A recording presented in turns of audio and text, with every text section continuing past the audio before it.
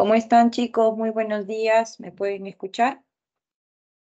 Sí, profesora, buenos días. Buenos días. Buenos días. Buenos días. Buenos días, Francisco. Buenos días. Buenos días Buenos con días. todos. Bien, vamos entonces a iniciar, chicos. Permítanme rápidamente presentarme. Soy la profesora Claudia Núñez y conmigo vamos a estudiar el curso de química, ¿ya? Así que necesito que todos estén atentos para que no se puedan perder nada, ¿ya? Cualquier duda que tengan lo pueden hacer escribiendo en el chat que yo voy a estar leyendo mientras que voy dando la clase, ¿ya? Muy bien, entonces vamos a comenzar.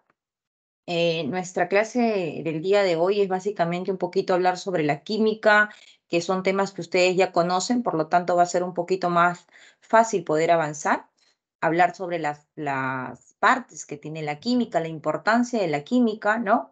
Y sobre las unidades que nosotros necesitamos comprender para que podamos saber al momento de hacer las conversiones y de todo ello. ¿Listo, chicos? Muy bien, entonces vamos a comenzar. A ver, sí están viendo la diapositiva, ¿cierto? Sí. Ya, perfecto. Miren, tenemos aquí entonces la semana 1 y nos habla de qué cosa es la química. La química, dice, es la ciencia que estudia las propiedades de las materias, ¿no? Los cambios y las transformaciones que experimenta la materia como consecuencia de su interacción con la energía. Prácticamente, jóvenes, todo lo que nosotros comemos, respiramos, vestimos, vemos en la industria farmacéutica, en la industria de la cosmética, en todo, en lo que es de petroquímica, vamos a hablar siempre de la presencia de esta ciencia que es la química, ¿no? Sin la química prácticamente no podríamos hacer nada y la ciencia y la tecnología tampoco hubiera podido avanzar. Entonces, la química cumple un rol muy importante en nuestra sociedad, ¿ya? Ahora, existen muchas ramas de la química. Por ejemplo, hablamos de la fisicoquímica.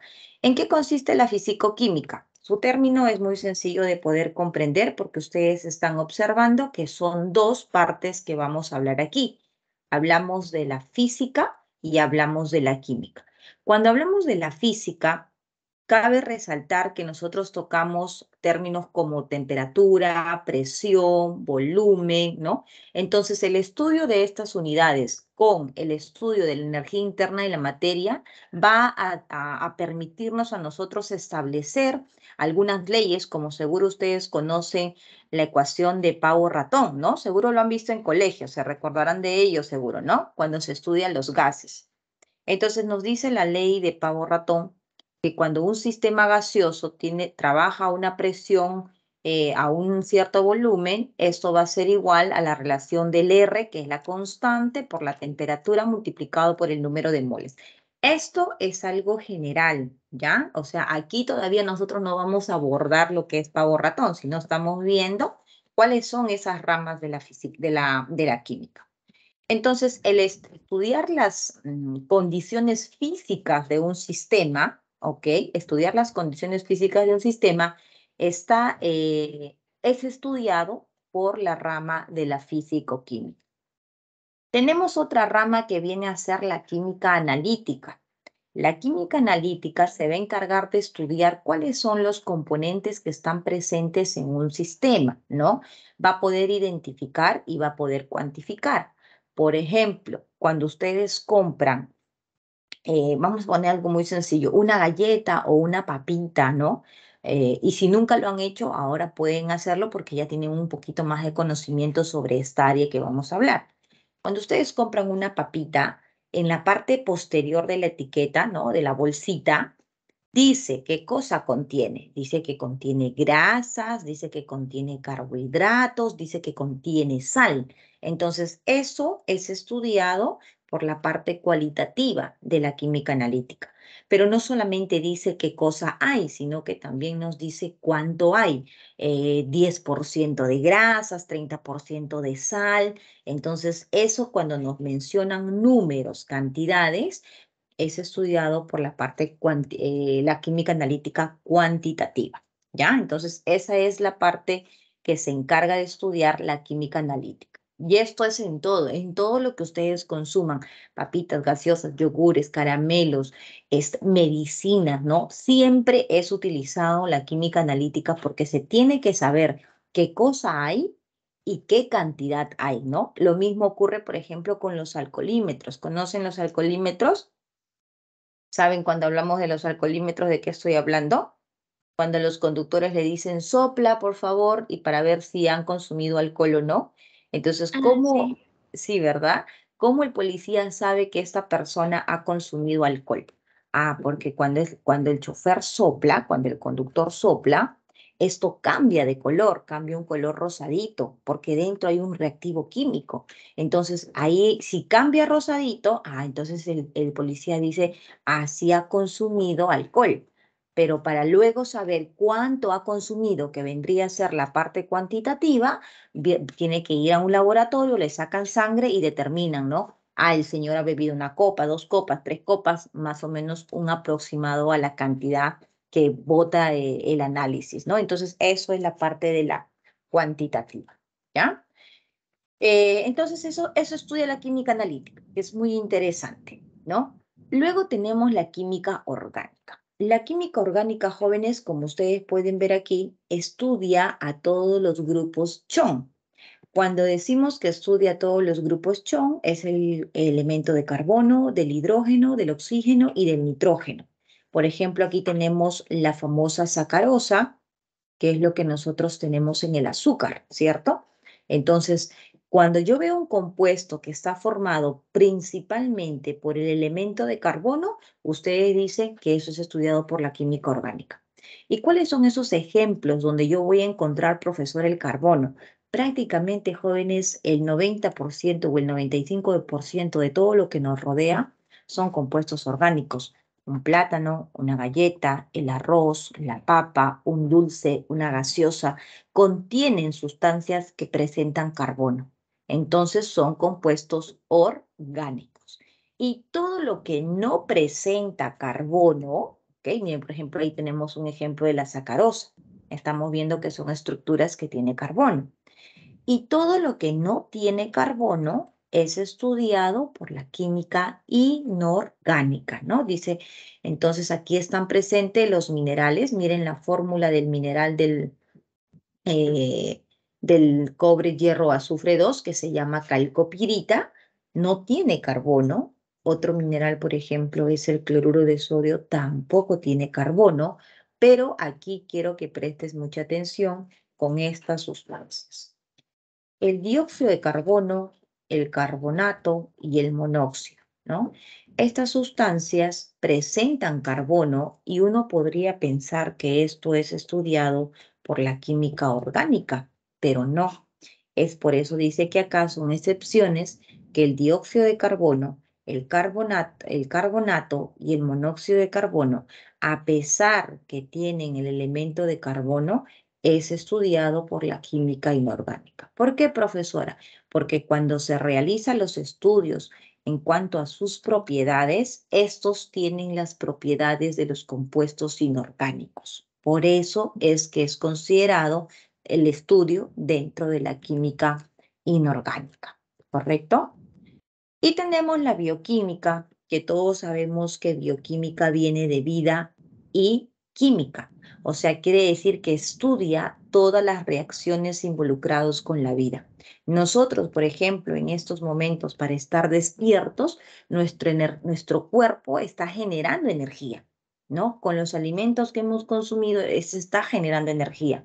Se rompen esos enlaces, hay generación de energía y eso es lo que a nosotros nos permite estar despiertos, activos. En nuestro cuerpo van ocurriendo muchas reacciones químicas porque estamos respirando oxígeno, estamos expirando dióxido de carbono.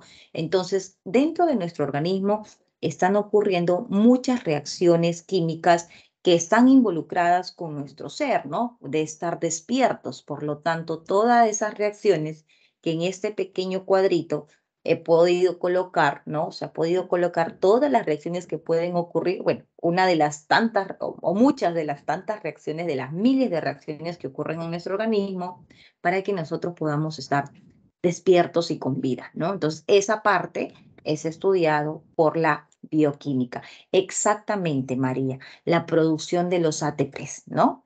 Entonces, eso es una de las pocas reacciones o de las muchas reacciones que ocurre en nuestro organismo. ¿Listo? Así es también, Vicente, el adenosín trifosfato, ¿no? Todo lo que ustedes estudian en biología de la reacción tal, que ocurren en nuestro organismo para producir sustancias químicas, entonces son estudiados por la bioquímica, ¿ya? Muy bien, entonces vamos a continuar. Estas serían principalmente las ramas de la química y vamos a ver aquí un primer ejemplo. A ver, ¿qué es lo que nos dice aquí? Mira, entre 1932 y 1968, la fábrica Chiso vertió su mercurio residual al agua del mar, por lo cual las personas y animales que consumían pescado, dice, de dicha bahía, presentaron diversas enfermedades. O sea que ya nos está indicando que hubo una contaminación de mercurio. En 1960 se realizó un estudio para determinar la presencia de mercurio y para ello se midió la concentración de mercurio en el agua y sus efectos en los gatos alimentados con los mariscos de dicha bahía. Dicho estudio confirmó que las personas y diversas especies animales habían sido contaminadas con mercurio por varias décadas. Al respecto, indica el valor de verdad o falsedad de las siguientes proposiciones. ¿Qué es lo que nos dicen aquí? La química inorgánica explica por qué el mercurio, todos sabemos la fórmula del mercurio, ¿no? El mercurio tiene de fórmula Hg. Dice, la química inorgánica explica por qué el mercurio puede mezclarse con diversos metales formando amalgamas. Entonces, cuando nosotros formamos, por ejemplo, amalgamas, está involucrado el estudio de los enlaces que puede formar ese elemento. Como esto es un elemento que en su fórmula o en su composición no tiene carbono, efectivamente exacto, es estudiado por la química inorgánica, ¿no? Entonces el primer enunciado es correcto. Luego nos dice, la fisicoquímica proporciona las técnicas para determinar la concentración de mercurio en el agua y de la bahía de Minamata. No, ¿verdad? ¿Qué parte de la química estudia las cantidades? La química analítica. Perfecto. Como menciona aquí, la química analítica y para ser más específicos, la química analítica cuantitativa.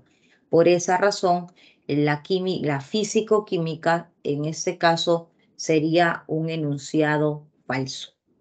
Y luego nos dice, los efectos negativos producidos por la ingesta de mercurio presente en los mariscos fueron estudiados por la bioquímica. Cuando hablamos ya de la ingesta de nuestra alimentación, de lo que nosotros vamos a consumir y las reacciones químicas que van a ocurrir en nuestro organismo, pues sí, estamos hablando efectivamente de la bioquímica, ¿no? Entonces aquí ustedes pueden ver que de un contexto se puede analizar o hacer preguntas con respecto a las ramas que acabamos de mencionar. Entonces aquí sería verdadero, falso, verdadero. La alternativa, dado, ¿no? Nuestra respuesta. Muy bien. Continuando ahora con el método científico, ¿no? ¿En qué consiste el método científico? El método científico es una etapa son etapas que se desarrollan ordenadamente para poder establecer leyes o teorías.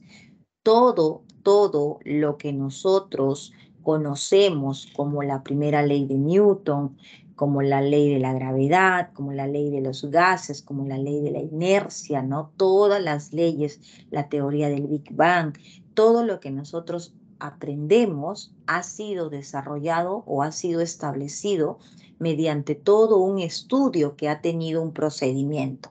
Y ese procedimiento, jóvenes, que se ha realizado por los científicos correspondientes, se llama método científico.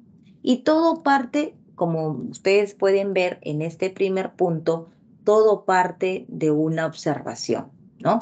¿Ustedes se acuerdan cómo descubrió Newton la gravedad? ¿Sí? Me imagino que sí, ¿no? Es algo cultura Sí. general en colegio, ¿no? ¿Qué le pasó a Newton para que comience a pensar por qué existía la gravedad? Le cayó una manzana en la cabeza. Correcto, ¿no? Él estaba sentadito en un árbol y le cayó la manzana en la cabeza. Entonces él observó y dijo, ¿no? A ver, ¿por qué la manzana cae del árbol, ¿no? O sea, ¿por qué? ¿Por qué la manzana él estaba allí sentadito, todo fresh?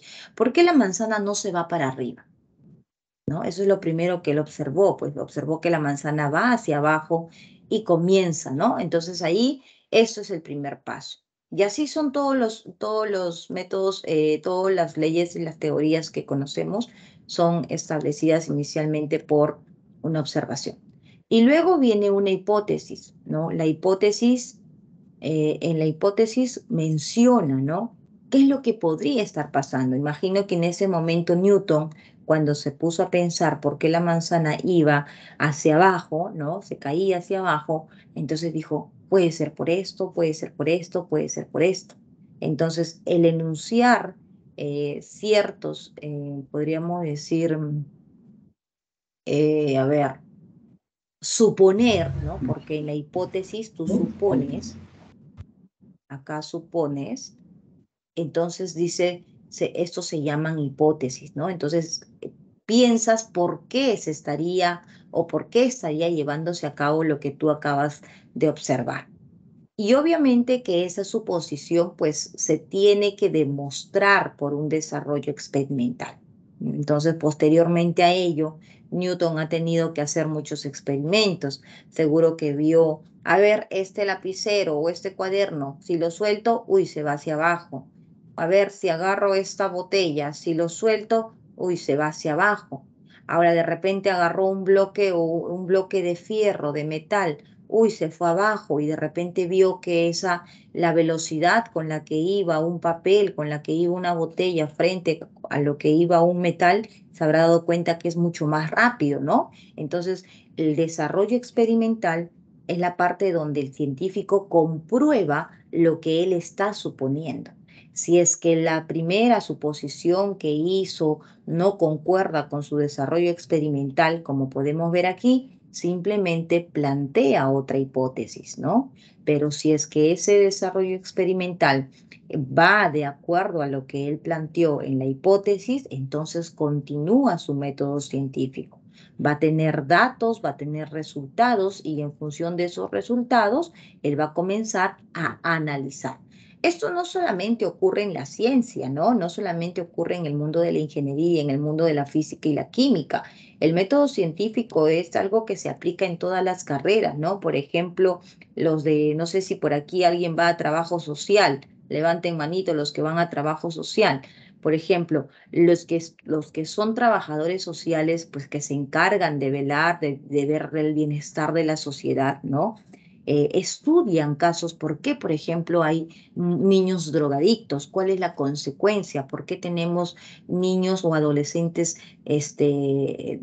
robando? Entonces, ellos tienen que hacer estudios. Sus estudios de ellos, por ejemplo, son encuestas donde van a ver casas, hogares, ¿no? Donde comienzan a cuestionar, a preguntar al niño, al adolescente, comienzan a hablar con los padres. Entonces, en función de todas las encuestas que ellos realizan, ellos ya pueden sacar una evaluación, pueden hacer una evaluación, saber cuáles son los resultados. En la mayoría de hogares, vamos a suponer, donde son padres separados, el niño sufre problemas o de repente donde hay mucho maltrato psicológico, físico, el niño sufre con problemas. Entonces, todo ello es estudiado, ¿no? Entonces, el método científico es algo que se aplica en todas las carreras, ¿no?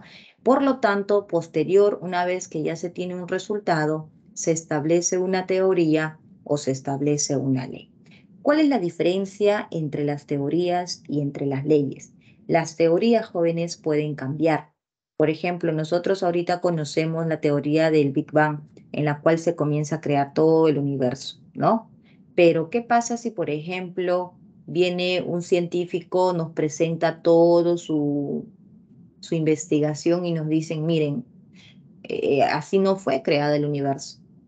El universo fue creado de esta manera y te presento, mira el experimento y el resultado y y wow, y todo está bien. Definitivamente dejamos de pensar o dejamos de creer que el universo se comenzó a partir de la teoría del Big Bang y comenzaríamos a estudiar o a saber que nuestro universo fue creado con la otra teoría, ¿no? Entonces, las teorías son cambiables, pueden cambiar, mientras que haya un argumento científico que fundamente, ¿no? Que efectivamente se ha dado así. Pero en cambio las leyes no, jóvenes, las leyes ya son fijas, las leyes son definidas, las leyes ya son estudiadas e inclusive con un modelo matemático. Por eso es cuando ustedes dicen la ley de Newton, la primera ley de Newton, la segunda ley de Newton, tenemos ya ecuaciones químicas, ecuaciones matemáticas, ¿no? Hablamos de la ley de los gases ideales, pavo ratón, ya tenemos una ecuación matemática. Entonces las leyes son ya establecidas, ¿no? Y gracias a todo ello, pues como ustedes ya saben, recordarán o al menos sabrán, de repente ustedes ya no han visto, ¿no? Los primeros celulares, los primeros computadores, ¿no? ¿Ustedes tienen idea de qué tamaño era el primer computador? ¿Están allí o se han dormido? Un bloque gigante. ¿Qué tamaño más? Enorme, pero ¿cuánto enorme, Vicente? Dice Yadira, ¿Habitación? quizás haya sido mediano. Ajá, por ahí comentan que ha sido tamaño de una habitación, ¿no? Muy bien. Entonces, sí, efectivamente, los primeros computadores eran pues tamaño de una habitación, imagínense, ¿no? Y no era pues tan bonito como ahora nosotros tenemos una laptop, ¿no? Todo pequeñito, livianito, no pesa nada, lo puedes llevar a donde quieras, ¿no? Eran puros botones, ¿no? Y en algunas series de las épocas de los 80, ¿no? O de los 90, ya mostraban, ¿no? Esos computadores pues en la NASA. No sé si ustedes han visto Mi Bella Genio, ¿no? En uno de sus capítulos ahí muestran pues cuando llega el primer computador, las primeras impresoras, todo un cuarto que ni siquiera sabían qué botón apretar, ¿no? Pero hoy en día pues tenemos una facilidad en cuanto a los dispositivos electrónicos que hasta en un celular ustedes pueden tener un computador allí, ¿no?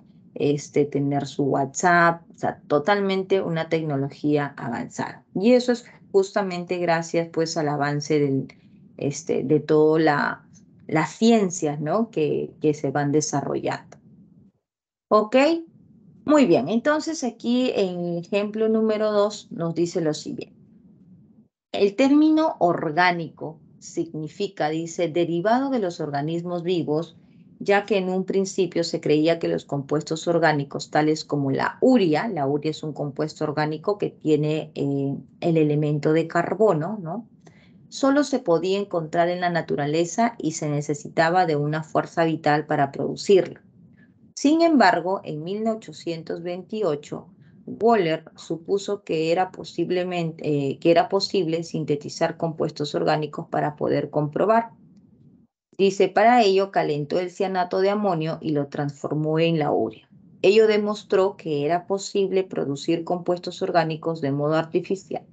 Al respecto, seleccione las proposiciones correctas.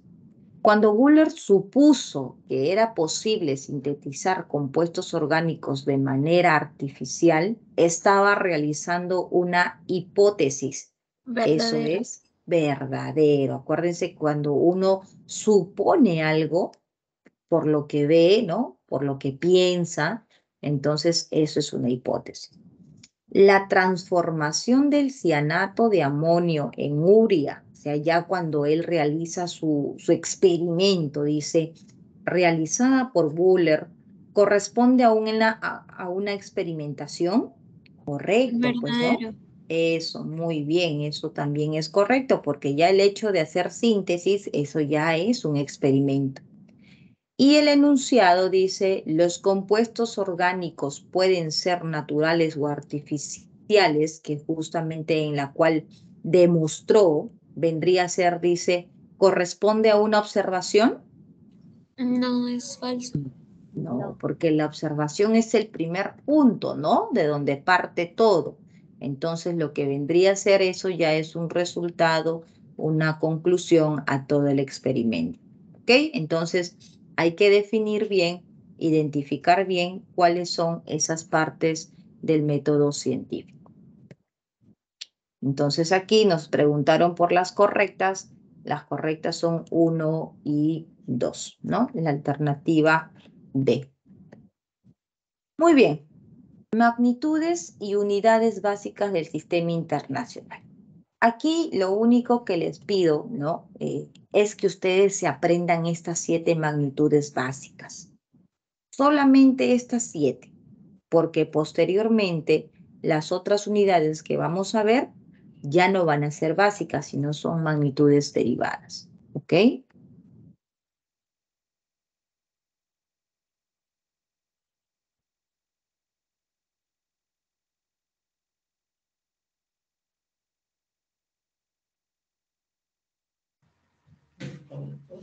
Listo. Entonces, cuando hablamos de las magnitudes básicas del sistema internacional, jóvenes, ¿por qué se dice que son básicas? Porque a raíz de estas magnitudes nosotros vamos a poder establecer las otras unidades, ¿no? Por ejemplo, debemos de saber que la longitud es una unidad que se mide en metros y debemos de saber reconocer que esa unidad tiene como símbolo la letra M, ¿ya? Debemos de saber que la masa se mide en kilogramos. Ojo que estamos hablando de acuerdo al SI. El SI significa Sistema Internacional. Entonces, cuando ustedes les pregunten, de acuerdo al Sistema Internacional, ¿en qué unidad se mide la masa? Ah, la masa se mide en la unidad de kilogramos, ¿correcto? Y la unidad que utiliza es kg. ¿En qué se mide el tiempo? El tiempo se mide en segundos según el sistema internacional y usamos el símbolo S. La intensidad de corriente en amperes y el símbolo A. La temperatura, nosotros vamos a trabajar con la temperatura siempre en Kelvin y el símbolo es la K. Cantidad de sustancia mol y la intensidad luminosa en candela. Jóvenes, son 7. Lo único que les estoy pidiendo que ustedes se aprendan, ¿ya?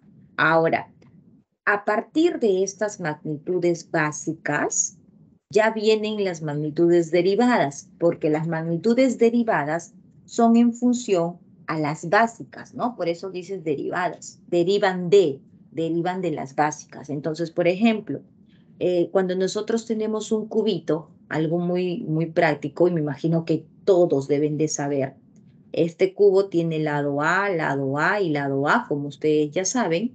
¿Y cómo se calcula el volumen de un cubo? A al cubo. Perfecto, A al cubo. Entonces, como A, que es una distancia, se mide en metros, estaríamos hablando metros por metros por metros, y por esa razón tenemos nuestro símbolo de volumen en metros cúbicos. Entonces, las magnitudes derivadas son multiplicaciones, divisiones de las unidades básicas, ¿no? Entonces, por lo general, como ustedes pueden ver, siempre vamos a encontrar en estas magnitudes derivadas al cuadrado, divisiones que te van a permitir saber que estás hablando de esa magnitud derivada, ¿ok? Profesora, solamente son esas, son las que generalmente te van a preguntar, ¿no? El volumen en metros cúbicos, la densidad en kilogramos por metros cúbicos, la velocidad metros por segundo, aceleración metros por segundo cuadrado, la fuerza en Newton, que es kilogramos metros por segundo al cuadrado, la presión en unidades de Pascal y la energía en unidades de Joule, ¿ya? Esa J significa unidades de Joule. Entonces, si es que ustedes se aprenden esas 7 que mencioné aquí atrás y te viene una magnitud que no está dentro de esas 7, ya ustedes saben que esa magnitud es una magnitud derivada del sistema internacional. Muy bien. Luego tenemos los múltiplos y los submúltiplos.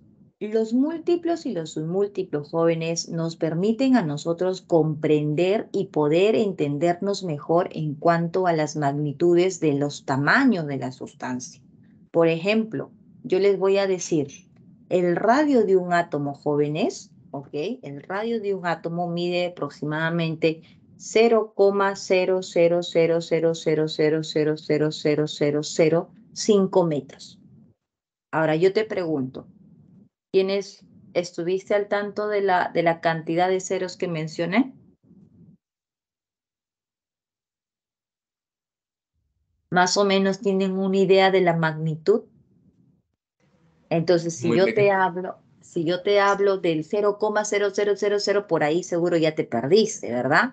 Pero si yo les digo, chicos, el radio de un átomo aproximadamente tiene 2 por 10 a la menos 12 metros, ¿no? O, perdón, 2 picómetros. Entonces rápidamente ustedes observan aquí la magnitud de picó, que es la 10 a la menos 12, y dicen, el radio de un átomo es 2 por 10 a la menos 12 metros, ¿no? Porque esto es la unidad de pico. Entonces, tan pequeñito, sí, así de pequeñito es un átomo, por eso es que nosotros no vemos, ¿no? Ahora, por ejemplo, ustedes saben qué cosa es un microscopio, ¿cierto? Todo el mundo sabe qué es un microscopio. Ahora, mira, ¿por qué se llama microscopio? Porque nosotros podemos ver partículas que tienen tamaño de 10 a la menos 6. Ahora, la pregunta del millón es, ¿yo con un microscopio podré ver las partículas o los componentes de un nanochip?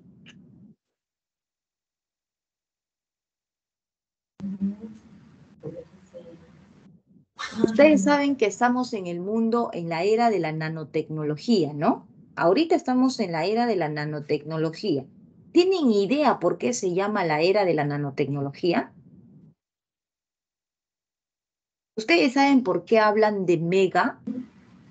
¿Por qué hablan de Porque son giga? componentes muy pequeños. Megabytes, gigabytes. Ustedes mucho hablan ello por los sistemas de almacenamiento, pero ¿por qué lo dicen? Muchas veces ni siquiera saben por qué lo mencionan, ¿verdad? Sería como es como una unidad de medida para los bytes. Claro. Exacto, sabemos que es una unidad de medida, pero es una cantidad bastante grande, ¿no?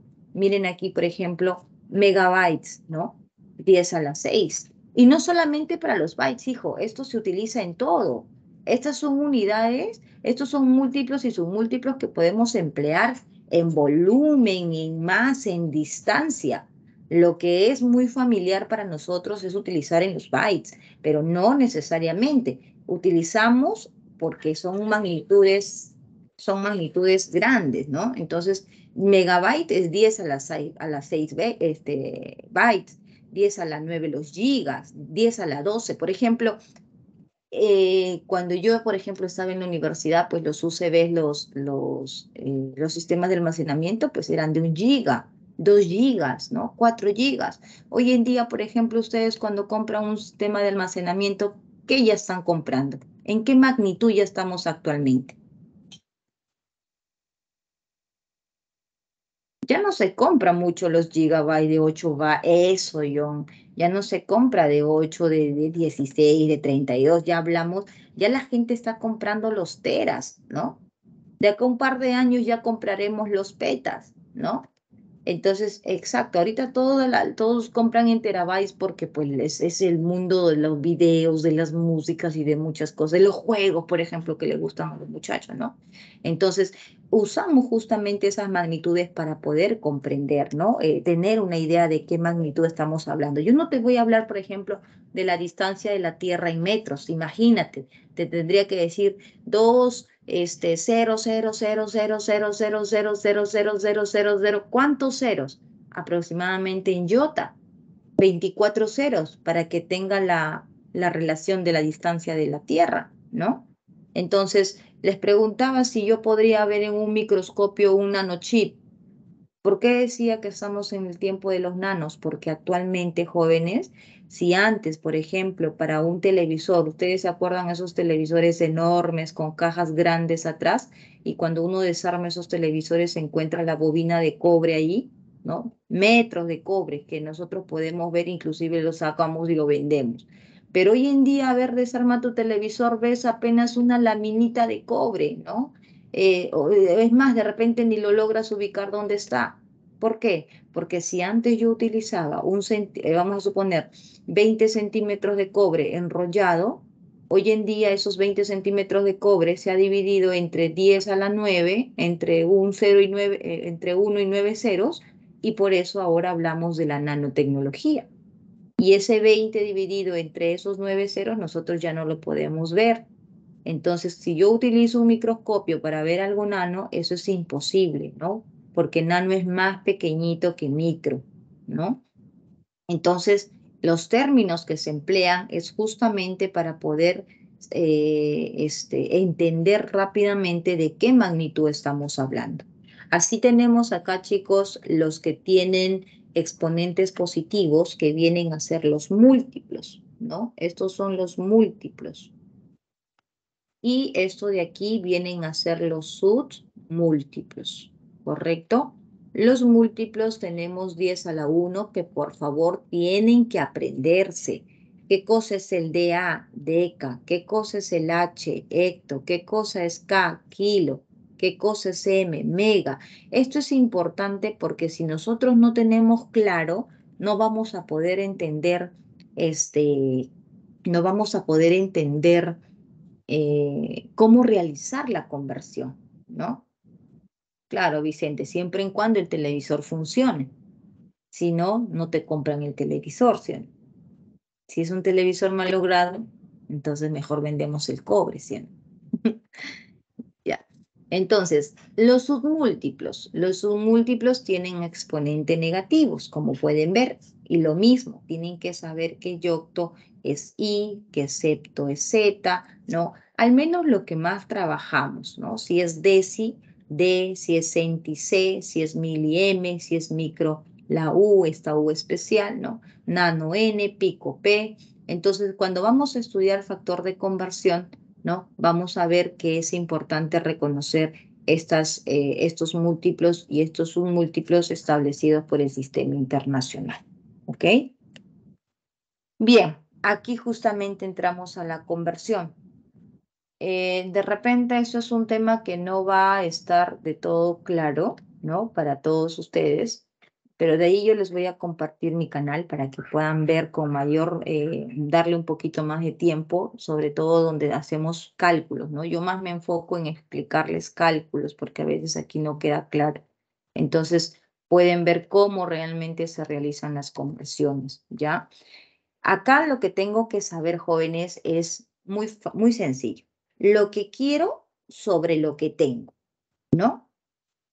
Por ejemplo, yo me dicen aquí, convertir 3,2 kilómetros a metros. Entonces, cuando yo voy a convertir 3,2 kilómetros a metros, voy a colocar primero qué es lo que tengo. Mira, esto es lo que yo tengo, 3,2 kilómetros, ¿no? De dato. Aquí voy a colocar mi dato.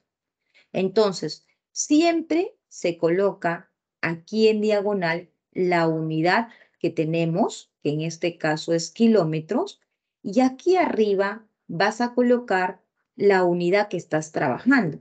En este caso, la unidad que tú estás trabajando es metro.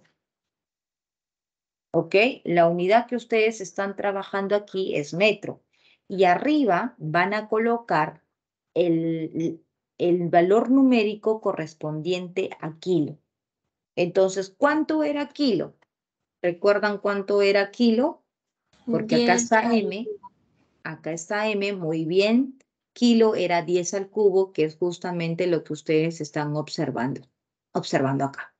Entonces, simplemente aquí se opera y se cancela kilómetros con kilómetros y ya tenemos nuestro resultado en metros.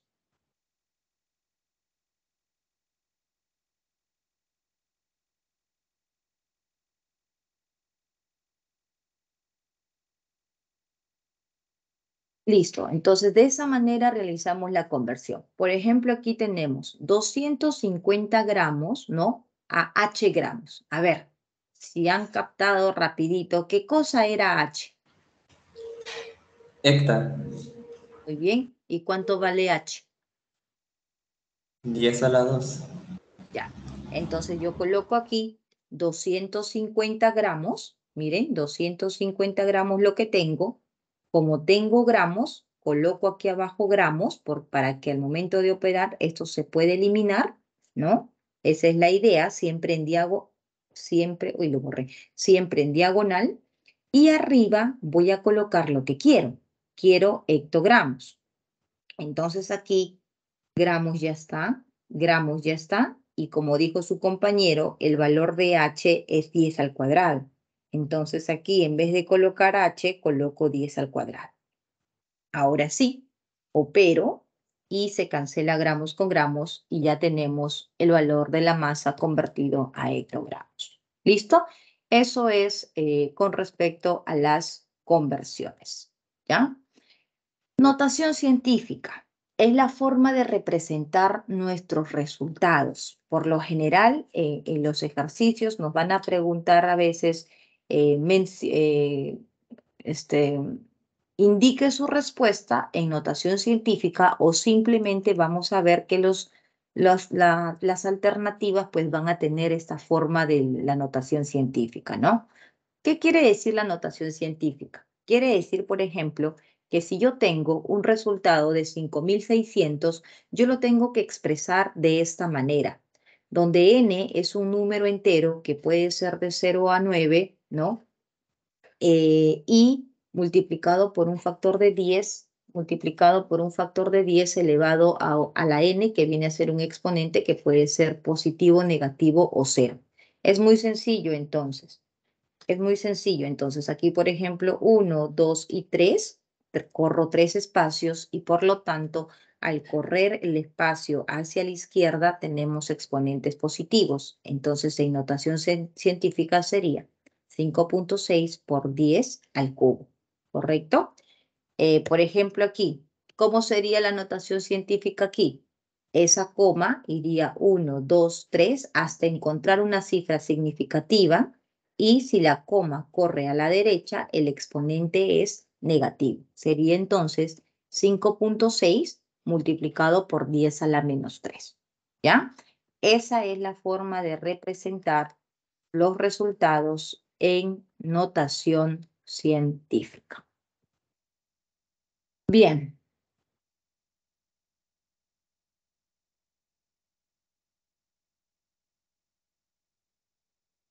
Escalas de temperatura.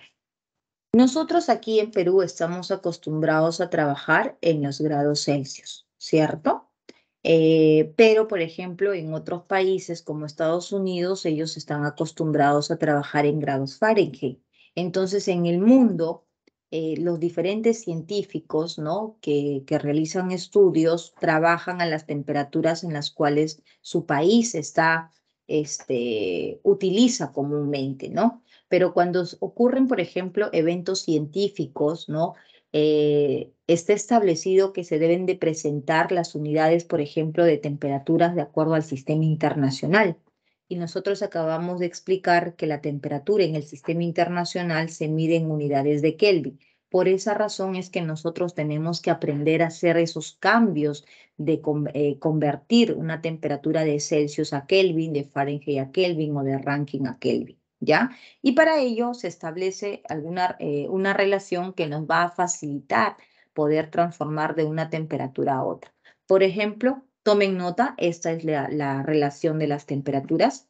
Celsius sobre 5 es igual a Fahrenheit menos 32 sobre 9, y esto es igual a Kelvin menos 273 sobre 5, y esto es igual a Rankine menos 492 sobre 9. Entonces, es muy sencillo porque lo que tienen que observar aquí es ustedes, por ejemplo, ¿qué quieren convertir?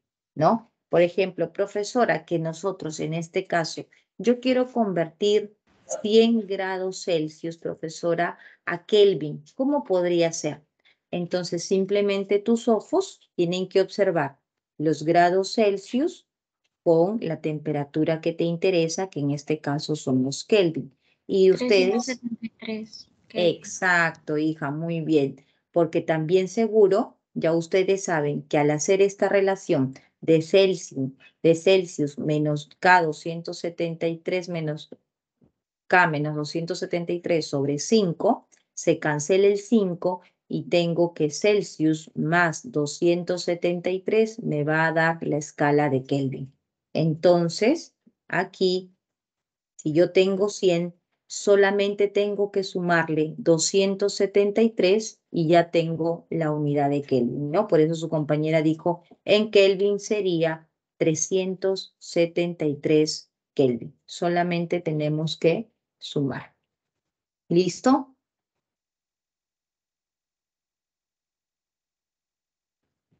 Muy bien. Y lo mismo realizo con otra unidad, ¿no? Si quiero Fahrenheit con Celsius, si quiero Fahrenheit con Rankine, ¿ya? Entonces simplemente es establecer la relación de lo que quiero con lo que tengo, ¿ya? Eso es un pequeño ejemplo. Yo les invito a ustedes que puedan, que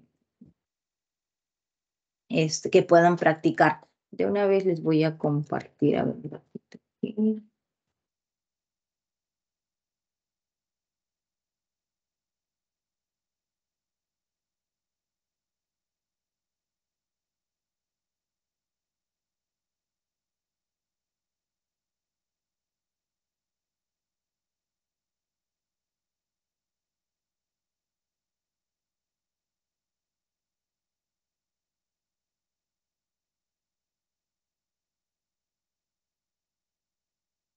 Aquí hay algunos videos que les va a ayudar sobre todo en conversión y en sistemas y magnitudes, ¿ok? Ahí les dejo para que ustedes puedan ver, puedan profundizar, sobre todo aquellos que recién están comenzando, ¿ya? Para que puedan comprender mejor, ¿ya? Ahí les dejo entonces esta primera parte, ahí hay videos de cambios de temperatura, ahí hay ejemplos de temperatura de Fahrenheit a Celsius, de Kelvin a Celsius, de todas las magnitudes que estamos viendo, ¿listo? Ahora, entonces, realizando, ¿no?, estas conversiones de unidades, ¿no?, de grados Celsius a Fahrenheit, a Kelvin o a Rankine, nosotros vamos a ver aquí que establecemos esta siguiente ecuación. Para poder pasar a Kelvin a partir de los Celsius, solamente tenemos que sumar 273. Para poder pasar de Celsius a Fahrenheit, establecemos esta relación y para poder pasar de Fahrenheit a Rankine, lo único que hacemos es sumarle 460. Es importante también comprender la variación que existe entre las temperaturas, ¿no? Por ejemplo, cuando nosotros decimos convertir de una unidad a otra, ese es el cuadrito verde que nosotros vamos a emplear, pero cuando hablamos de variación, debemos de saber que si yo tengo 100 Kelvin, va a ser lo mismo a su variación de 100 grados Celsius, y eso es equivalente a la variación de 180 y a la variación de 180 Rankine, ¿no? ¿Cómo es eso, profesora? Por ejemplo, ustedes ya saben que 100 grados Celsius es equivalente a 373 Kelvin. ¿Estamos todos de acuerdo? Porque acabamos de sumarle aquí, en este ejemplo, 273 para convertir. Ahora yo les pregunto, jóvenes, 200 grados Celsius en Kelvin, ¿cuánto sería? 373 Kelvin. 200, hija, 200 grados Kelvin. 200 grados Celsius. 473 Kelvin. Exacto, 473 Kelvin. Entonces, cuando hablamos de este triangulito, ese triangulito habla de variación. Entonces, yo te pregunto aquí, ¿en cuánto hemos variado en los grados Celsius? En 100, ¿cierto? ¿Y cuánto ha El doble. variado en los Kelvin? En 100. 100. Eso es lo que te estoy tratando de explicar aquí, que cuando varía 100 Kelvin, eso es equivalente a variar 100 grados Celsius y es equivalente a variar 180 Fahrenheit y variar 180 Rankine, ¿ya? Y acá lo único que se ha hecho pues es simplificar De tal manera que se establece esto, ¿no? Que por 1 grado Kelvin de variación es igual a la variación de 1 grado Celsius, igual a la variación de 1,8 Fahrenheit y la variación de 1,8 Rankine, ¿ya? Tener mucho cuidado. Muy bien. ¿Qué más tenemos por aquí? Magnitudes derivadas, ¿no? Que viene a ser el volumen, ¿correcto?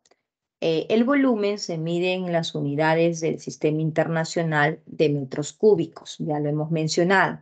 Estas son unidades que ustedes también tienen que saber.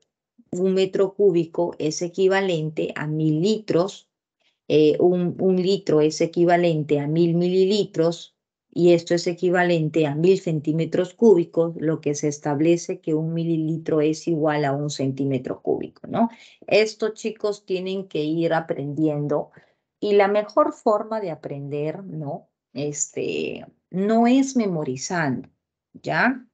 La mejor forma de aprender, jóvenes, es que ustedes practiquen. Yo siempre menciono, la práctica es la clave para poder aprender todas estas fórmulas. Si nosotros no practicamos, se va a hacer un poquito complicado estar en ese plan de poder memorizar, repetir, repetir. De repente en el colegio les pudo haber funcionado, de que yo me siento y comienzo a repetir y me aprendo, pero créanme que en este proceso en la cual ustedes están comenzando una preparación para la universidad, la memoria no es buena, ¿ya? Lo que sí tienen que hacer ustedes es entender por qué. ¿Por qué esta fórmula? Cuando ustedes entiendan el porqué de una fórmula, créanme que nunca se van a olvidar, porque ya lo han visto, lo han comprendido. Por ejemplo, a ver, vamos a recordar una fórmula muy peculiar en la escuela. Pitágoras.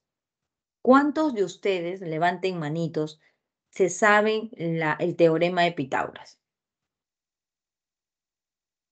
Por favor, no me decepcionen, ¿ah? Ya, perfecto. Entonces, todos los que están levantando manito saben que la hipotenusa al cuadrado es igual a los catetos elevado al cuadrado, ¿cierto? Muy bien, perfecto. Bajen manito, excelente. La gran mayoría sabe el teorema de Pitágoras. Ahora, bajen todos sus manitos, bajen todos sus manitos. Ahora, les pregunto, levanten la mano, sean sinceros, ¿ah? No vale trampas. Levanten la mano todos los que la primera vez que le presentaron el teorema de Pitágoras era difícil darse cuenta cuál era la hipotenusa y cuál era el cateto y a veces agarrabas al revés. Y te confundías y hacías mal la formulación. Levanten manito todos los que han pasado por eso. Y era complicado, te giraban el triángulo y ya volábamos, ¿sí o no? Sinceros, ¿ah? Por favor, nada de que no, yo desde la primera vez que lo vi, lo entendí, ¿no? Entonces, efectivamente, ¿no? Desde la primera vez que nos presentan una fórmula, a veces no es del todo claro. Entonces nos giraban el triángulo y ya perdíamos. Al cateto le poníamos hipotenusa y a la hipotenusa cateto, pero hoy en día si nos giran el triángulo, ya identificamos el cateto, la hipotenusa, ¿cierto? ¿Por qué, chicos? Bajen manito. Gracias, chicos, por estar participando. Porque ya 1er año, 2.er año, 3er año, 4.er año, ya nos tienen, como se dice, cansados con los triángulos, ¿sí o no? Triángulos rectángulos, que el cateto, que la hipotenusa, que el uno y el otro. Entonces, la práctica ha hecho que seamos unos expertos en poder identificar ese triángulo, ¿no? Entonces, acá es lo mismo, chicos. Acá es lo mismo, ustedes practiquen, practiquen, practiquen y van a ver que las fórmulas se les va a quedar sin darse cuenta y ya va a estar en su cabecita, ¿ya? Otra unidad que ustedes también deben de saber son las unidades de presión, que se miden en las unidades de Pascal, ¿no? Las equivalencias vienen a ser, por ejemplo, una atmósfera es equivalente a 1 por 10 a la 5 Pascal, una atmósfera es equivalente a 760 milímetros de mercurio, y una atmósfera es equivalente a 760 torres, ¿ya? Esas son las equivalencias que ustedes tienen que saber. Otra unidad es la densidad. ¿Cómo nosotros determinamos la densidad? La densidad es una unidad que se mide, una magnitud derivada que se mide entre la relación de masa y volumen. Ahora, por ejemplo, si yo quiero determinar la densidad del oro, tienes que saber que esa relación es la masa del oro sobre el volumen del oro, ¿ya? Si yo quiero determinar la densidad del agua, tienes que saber que esa densidad del agua es la masa del agua sobre el volumen del agua. Nunca calculas una densidad con masa y volúmenes de diferentes sustancias, ¿ya? Siempre tienen que ser iguales, ¿ya?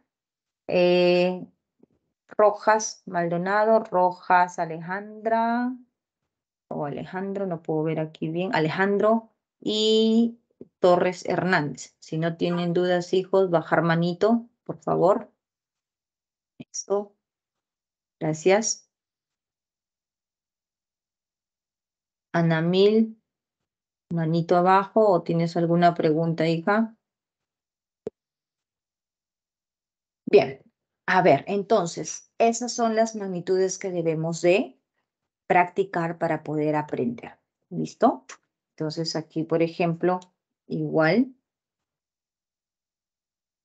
las unidades que nosotros trabajamos para la determinación de la densidad, por lo general, eso es relativo porque puede cambiar, pero por lo general les van a dar en la masa en gramos y el volumen en litros, puede ser en mililitros o en centímetros cúbicos, ¿no? En el caso de los gases es muy común trabajar con ese volumen en litros.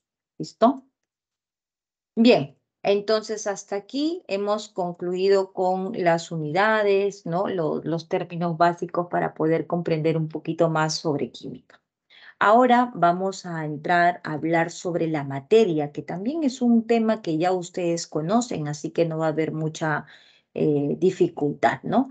Todos sabemos que la materia es todo aquello que nosotros podemos ver y tocar, ¿no? La materia podemos ver cómo cambia, cómo se transforma, cómo se encuentra en movimiento. Tu cuaderno, tu lapicero, el agua, ¿no? La puerta, la mesa, la silla, tu laptop, todo ello es materia, ¿no? Y está en constante cambio y transformación.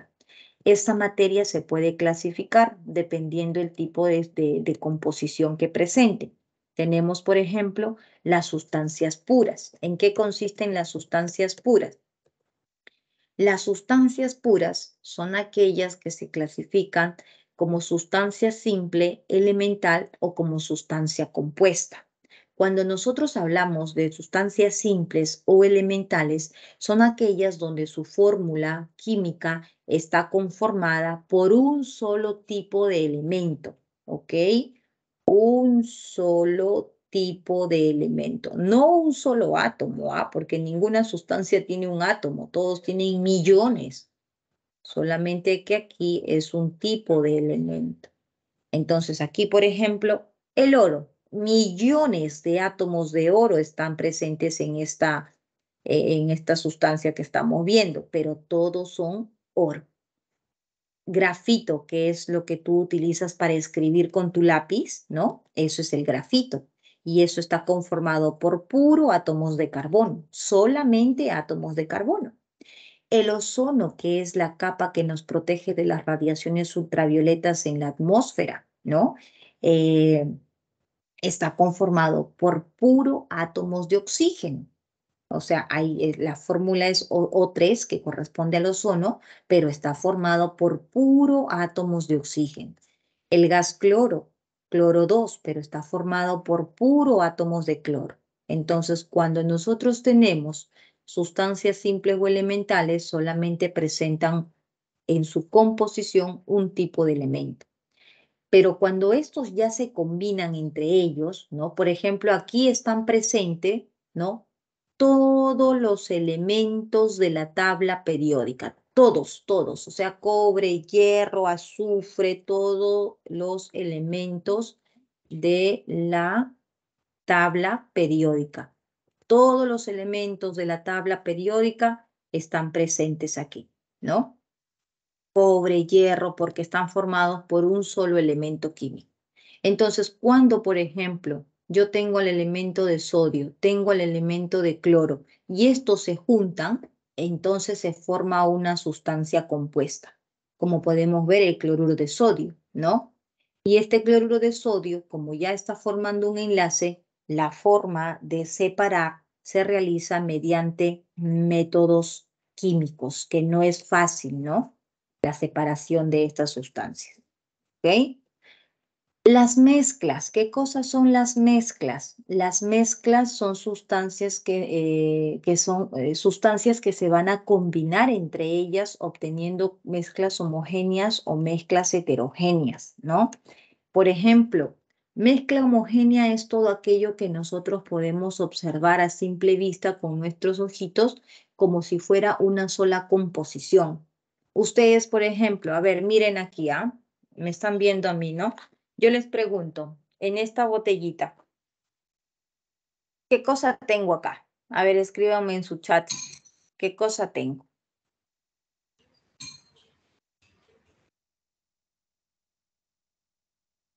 Sí, Vicente, efectivamente eso.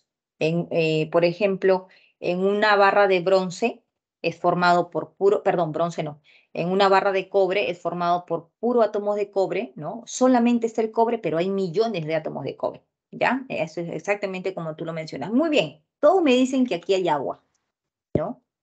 ¿Y qué tal es agua con alcohol? ¿Qué tal es agua con azúcar? ¿Qué tal es agua con sal? ¿Podría ser o no podría ser? ¿Sí o no? Puede ser que le eche limoncito, un limoncito. Puede ser que le eche un poquito de azúcar. Puede ser que le eche un poquito de sal. Puede ser que le eche un poquito de alcohol. Pero tus ojos, ¿qué ven? Agua. Ya, entonces eso es una mezcla homogénea, porque tus ojos solamente ven como si fuera una composición. Entonces, el agua potable que ustedes abren el caño y ustedes observan agua, ustedes piensan que solamente es agua, pero no. Ese agua tiene sales, tiene cloruro de sodio, tiene cloruro de magnesio, tiene carbonatos. ¿Ustedes lo ven? Nosotros no lo vemos porque son sustancias muy pequeñas. Entonces el agua potable es una mezcla homogénea. El bronce, ¿qué cosa es el bronce? ¿No? El bronce está conformado ¿por qué? ¿Cuál es la composición del bronce? Que vienen a ser aleaciones, ¿no?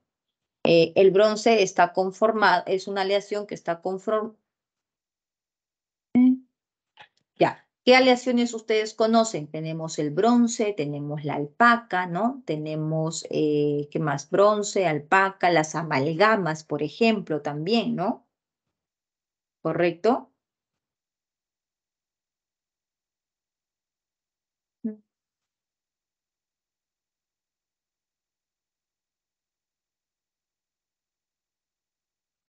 Listo. Entonces, ¿qué cosa es el bronce? El bronce es una aleación conformada por dos elementos, por dos metales. Entonces, ¿pero ustedes pueden identificar los metales? No, no podemos identificar los metales, ¿no? Entonces, mis ojos solamente ven uno. ¿Qué más tenemos como otras aleaciones? Tenemos la composición, el latón, que también es otra aleación, ¿no? Entonces, nosotros podemos ver cuáles son los elementos que están conformando el latón. No, no podemos ver, ¿no? Simplemente veo como si fuera un solo metal, ¿no? Entonces, como mis ojos no perciben, por ejemplo, en el caso del bronce, el cobre no percibe el estaño y veo solamente uno, entonces eso se llama mezcla homogénea. El aire, por ejemplo, el aire que nosotros respiramos. Aquí en el aire que nosotros respiramos está oxígeno, nitrógeno, gases nobles, pero tú identificas, ¿puedes darte cuenta? No, ¿verdad? Entonces el aire es una mezcla de nitrógeno, oxígeno, dióxido, el argón, por ejemplo, pero no percibo. Entonces eso es una mezcla homogénea, ¿correcto? Eso es una mezcla homogénea. Eh, Estamos claros entonces como mezclas homogéneas, ¿verdad? El agua quedó claro que es una mezcla homogénea. Pero las mezclas heterogéneas son aquellas que mis ojos sí van a percibir la diferencia, ¿no? Por ejemplo, en esta piedra caliza, ven por aquí que hay un color, ven por aquí que hay otro color, es porque justamente está conformado por diferentes sustancias que mis ojos pueden observar, ¿no? En el caso, por ejemplo, de la leche, igual. Aparentemente ustedes pueden pensar que la leche es una sustancia que tiene una sola fase, pero eso es incorrecto. Una forma de darse cuenta que un líquido es una mezcla homogénea es porque la mayoría de los líquidos, ¿no? que van a ser mezclas homogéneas, que son soluciones, son translúcidas, ¿no? Son translúcidos. Entonces yo puedo ver qué hay detrás de ese recipiente, ¿no? Pero en cambio, en el caso de las mezclas heterogéneas, ¿no? No. La pintura, por ejemplo, ¿no? La pintura, el yogur, la sangre. Uno no puede ver si yo tengo un tubo de ensayo con sangre, no puedo ver qué cosa está atrás porque hay muchas sustancias que no están disueltas en esa mezcla. Por eso es una mezcla heterogénea, ¿no? Entonces la leche es igual. La leche no solamente contiene, jóvenes, agua, sino también contiene grasa. Ustedes han visto que cuando hacen hervir la leche natural sale el famoso, ¿cómo se llama esa parte? La nata, ¿sí? ¿Conocen la nata? ¿Han escuchado de la nata? Que es la mantequilla natural, ese blanquito. Aquí en Lima no es no es tanto, no se consume, pero en la sierra, por ejemplo, sacan la leche de la vaca, lo hacen hervir y en la parte superior queda esa natita, ¿no? Y le ponen al pancito y que es la mantequilla natural, ¿no? Entonces, esa nata es grasa. Y como ustedes saben, la grasa no se disuelve en agua, entonces se observa por eso cuando se vean a nivel microscópico, se ve como esos puntitos de grasa no están disueltas en agua. Entonces no está del todo mezclado. Por eso es una mezcla heterogénea, ¿no? El agua con aceite, el agua con arena, el arroz con arena, todo lo que tus ojos puedan ver, dos fases, ¿no? Esos son mezclas heterogéneas. Hoy en día, por ejemplo, en el mundo de la belleza, eh, las famosas aguas micelares, no sé si ustedes han visto, los desmaquillantes que son a prueba de agua, ¿no? Para quitar maquillaje de agua, son sustancias heterogéneas, son mezclas heterogéneas porque justamente mezclan una sustancia que tiene afinidad para retirar todo del agua y tienen sustancias para retirar todo lo que no se disuelve con agua. Entonces, cuando utilizan estas sustancias, o estos desmaquillantes, aguas micelares, tienen que agitar para que se formen las famosas micelas, ¿no?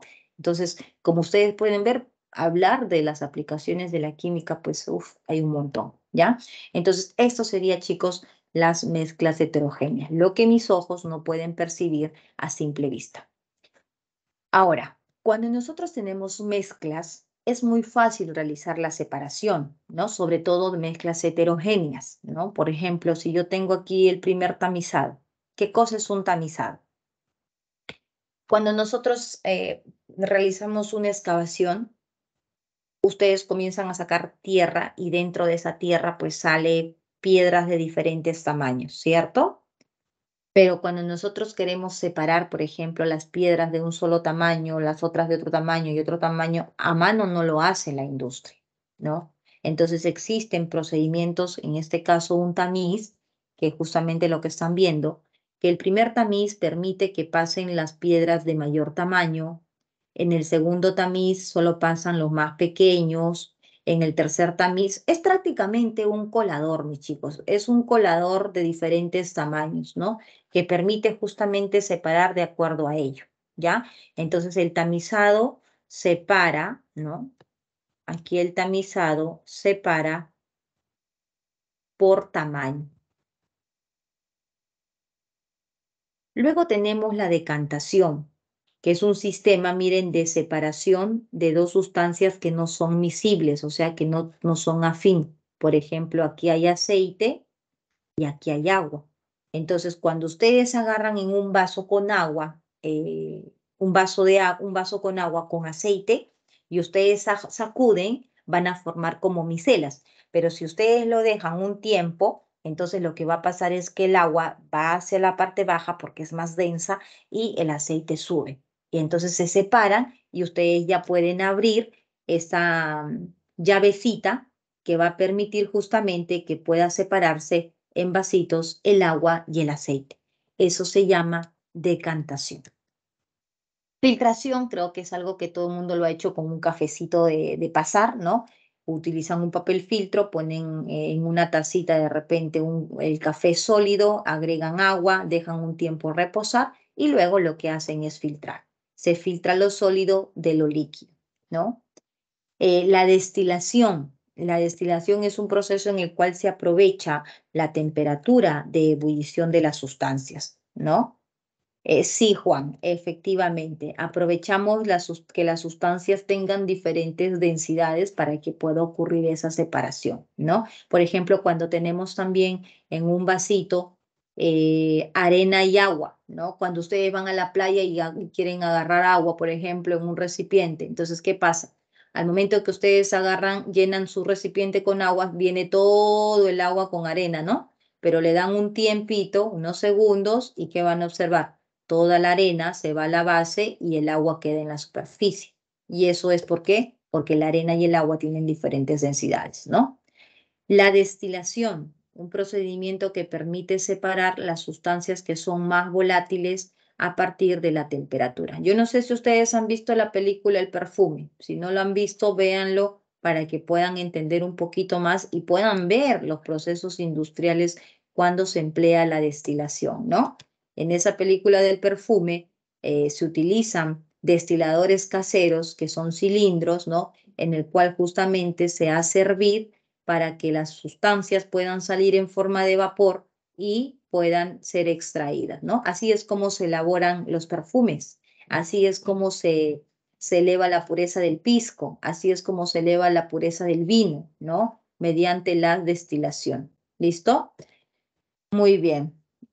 Sí, sí, Joshua, esa película tienes que ser fuerte, como dice su compañero. Si son susceptibles a momentos, ¿no? Un poquito, a escenas un poquito fuertes, entonces mejor no vean, no vean el perfume. Y ahora seguro todos lo ven, ¿no? Porque así son ustedes, ¿no? ¿Listo? Eso es la destilación.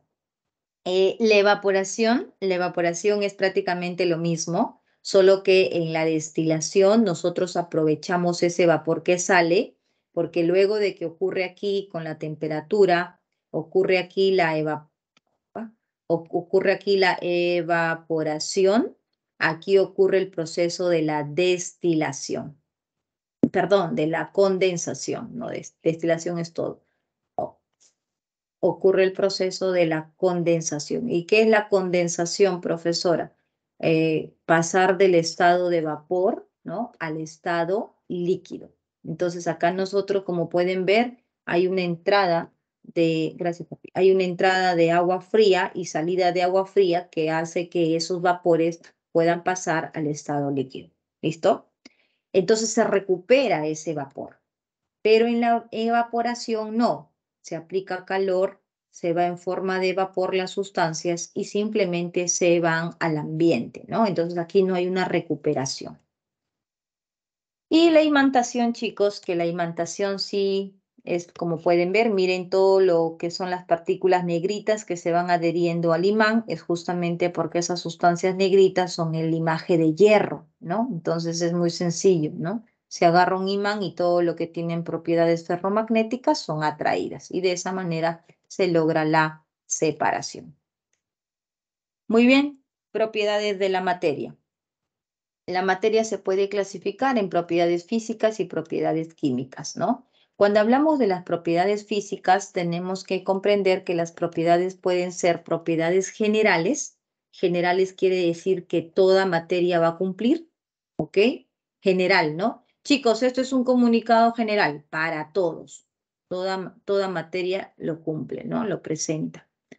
Pero cuando digo esto es un comunicado para las señoritas, eso es un comunicado particular, ¿no? Solo para las señoritas. Y esto es un comunicado solamente para los jovencitos, un comunicado particular, solamente para los jóvenes. Comunicado general para todos. Entonces, toda materia tiene masa, toda materia tiene peso, toda materia tiene volumen y toda materia es impenetrable. O sea que no pueden ocupar dos cuerpos el mismo espacio, ¿no? Como pueden ver aquí, inicialmente esto es el volumen. Cuando este cuerpo no es que ocupe el lugar del agua, automáticamente el agua sube porque ese cuerpo tiene un volumen y ese volumen que acaba de subir es correspondiente a ese bloque que acaba de ingresar, ¿no? Entonces, nunca la materia puede ocupar el mismo lugar que otra, ¿no? Dos cuerpos no pueden ocupar, como dice, el mismo espacio. ¿Listo? Muy bien. En cambio, cuando hablamos de propiedades particulares, estamos hablando de la maleabilidad, ductilidad, conductividad y brillo, que son propiedades que solamente algunos cumplen, ¿no? No todos van a cumplir. Entonces, maleabilidad es la capacidad que tienen los metales para formar láminas, ¿ok? Ductibilidad es la capacidad que tienen para formar hilos. Conductividad, no todos los cuerpos conducen. Por ejemplo, uno no puede hacer, por ejemplo, joyas de madera, porque al momento de estar tallando, estar aplanando, estirando, va a haber un quiebre en la madera. Pero sí pueden hacer joyas, pulseras, aretes, muchas formas, porque en los metales, porque aprovechan su maleabilidad y su ductibilidad. Si yo coloco un palo de madera en el enchufe, no me va a pasar corriente. Pero si yo coloco un tenedor, un metal, me va a pasar corriente porque los metales tienen conductividad, ¿no? Presentan brillo y entre otros. Entonces, estas son propiedades particulares. Bien, y dentro de las propiedades químicas vamos a ver que hay sustancias que pueden presentar reactividad frente al oxígeno, reactividad frente a los metales, pueden presentar acidez o pueden presentar basicidad, que justamente les van a dar ese tipo de reacción, ¿no? Donde van a haber transferencia de electrones. Siempre que nosotros hablamos de reacciones químicas es porque van a ocurrir que un elemento pasa electrones a otro elemento.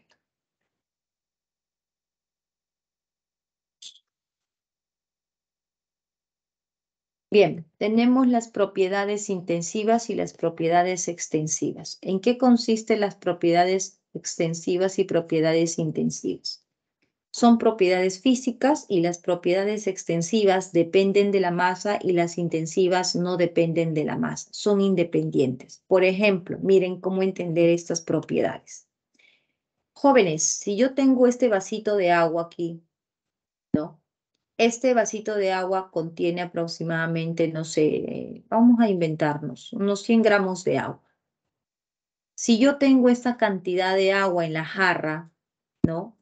Hay efectivamente mayor volumen, acá no sé, habrá unos 100 mililitros de agua, y acá en esta jarra que tenga 200 mililitros de agua. Pregunto, si la masa acá es 100 gramos, aquí la masa va a cambiar, va a ser la misma, va a ser menos, va a ser más en los 200 mililitros de agua. Va a ser más. Va a ser Muy más. bien, va a ser Va más. a ser más. Efectivamente va a ser 200 gramos. Entonces, profesora, aquí cuando aumenta la masa, significa que el volumen también cambia. Sí, porque es una propiedad que depende de la masa. Entonces, si aumenta, cuando varía la masa, va a variar el peso, va a variar el volumen, va a variar la longitud, va a variar el área, va a variar la inercia, ¿no? Todas estas magnitudes, ¿no? Todas estas unidades van a variar cuando varía la masa. Por eso se dicen propiedades extensivas de la materia. ¿Son Si yo aditivas? En este caso, sí, en este caso el volumen, por ejemplo, es aditivo, la masa es aditivo, pero nosotros no trabajamos, por ejemplo, en este caso con aditivos o la importancia si son aditivas. Cuando nosotros vamos a estudiar, por ejemplo, soluciones y vamos a hacer mezclas, allí sí nos va a importar si las sustancias son aditivas, ¿no? ¿Por qué? Porque vamos a ver si consideramos el volumen de una sustancia y de la otra para poder saber el final. En este caso, lo que a nosotros nos interesa comprender es que cuando nosotros vamos a variar cualquiera de estas unidades y varía la masa, tenemos que entender que es una propiedad dependiente de la masa, ¿no? Por ejemplo, si yo tengo este cuerpo aquí, un cubo que tiene una masa 1 y ya ustedes saben que este cuerpo al tener una masa 1 va a presentar una cierta inercia, ¿no? La inercia es la oposición al movimiento. Si yo tengo un cubo de mayor masa, M2, también tiene una inercia. Yo te pregunto, está en M2, que efectivamente, claramente es mayor que M1, ¿su inercia también va a ser mayor que M1? ¿La inercia de esta sustancia 2 va a ser mayor que la inercia de la sustancia 1, sí o no? Sí, sí va a ser. Claro que sí, va a ser mayor. Por lo tanto, la inercia es una propiedad que depende de la masa, por eso es una propiedad intensiva. Ahora, en cambio, en las intensivas, no. Yo les pregunto a ustedes, miren, tengo aquí un vasito con agua. Si yo hago hervir ese vasito con agua, ¿a cuántos grados hierve el agua? Temperatura de ebullición. 100 grados Celsius. 100 Muy grados. bien, 100 grados Celsius teóricamente. Tengo una olla con 3 litros de agua, ¿ok? Agua. ¿A cuántos grados va a hervir ese agua? 100 grados También Celsius. así. Perfecto. Entonces te pregunto, ¿la temperatura de ebullición depende de la masa? No. No. Por lo tanto, la temperatura de ebullición es una propiedad intensiva. Yo tengo una barra de oro, una lámina, un hilo de oro, un hilito de oro. Este tiene una densidad. Tengo una barra de oro, ¿no? Una barra de oro. También tiene una densidad. ¿Cómo son esas dos densidades? Iguales. Iguales, muy bien. La densidad es igual porque la densidad no depende de la masa, ¿correcto? Si yo tengo, por ejemplo, una cuchara de miel o tengo un litro de miel, su viscosidad no depende de la masa, sigue teniendo la misma viscosidad. Por lo tanto, estas propiedades son intensivas porque no dependen de la masa. ¿Ok? Muy bien. Estados de la materia. Tenemos el estado sólido, el estado líquido y el estado gaseoso, los tres estados de la materia que se estudian a condiciones ambientales. En el estado sólido, acá ustedes tienen que saber por qué existen estos estados de acuerdo a estas dos fuerzas, la fuerza de atracción y la fuerza de repulsión. Fuerza de atracción, los elementos entre ellos, los átomos se unen y las fuerzas de repulsión entre ellos se repelen. Entonces, en los sólidos, la fuerza de repulsión, ¿no? La fuerza de atracción es mayor que la fuerza de repulsión. Por eso es que se forman unidades compactas. En el estado líquido, la fuerza de atracción y la fuerza de repulsión son iguales. Y en lo gaseoso, como las partículas están separadas, lo que predomina es la fuerza de repulsión frente a la fuerza de atracción. ¿Ok? Entonces tenemos esos tres estados. Los cambios de estados que ustedes ya lo deben de conocer. De sólido a líquido se llama fusión, de líquido a gaseoso se llama vaporización, de sólido a gaseoso sublimación y viceversa, ¿no? De gas a líquido licuación, de líquido a sólido solidificación y de gas a sólido sublimación inversa. Entonces, recuerden que cuando nosotros hablamos de una fusión, de una licuación, de una sublimación, de cualquiera de lo que ustedes están viendo aquí, son cambios físicos. No vayan a estar leyendo por ahí, por ejemplo, jóvenes, la sublimación. A veces, ¿qué ocurre? La sublimación del yodo es un cambio químico. Entonces dice, yodo, elemento químico verdadero. No, todos los cambios de estado, todo lo que ustedes están viendo aquí, sin importar de quién sean, si es del yodo, del CO2, del metal, pero si menciona alguno de estos términos, son físicos, ¿ya? Son físicos, todos los cambios de estado son físicos. Muy bien, entonces los cambios de la materia pueden ser físicos, como acabamos de ver, por ejemplo, romper un lápiz, el punto de ebullición del agua, disolver azúcar, son físicos, porque aquí no hay cambio de la materia. Solamente en los físicos lo que ocurre es un cambio de estado. Pasa de sólido a líquido, de líquido a gas, ¿no? En cambio, en los cambios químicos sí hay ruptura de enlace. Aquí nosotros, por ejemplo, cuando tenemos un papel que pasa o un combustible, por ejemplo, C3H8, que es el propano, reacciona con el oxígeno y forma dióxido de carbono más agua.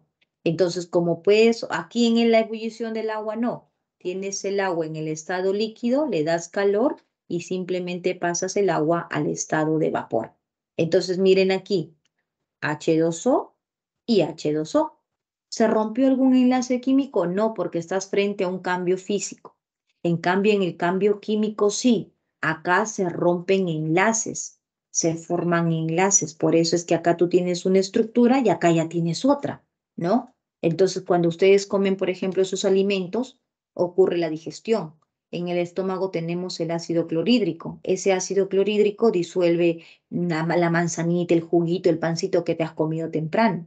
La combustión, que es este ejemplo que acabo de colocar aquí. Las plantitas absorben el agua, las sales minerales del suelo, absorben la radiación solar y con eso construyen o sintetizan sus alimentos. Y eso se llama fotosíntesis, ¿no?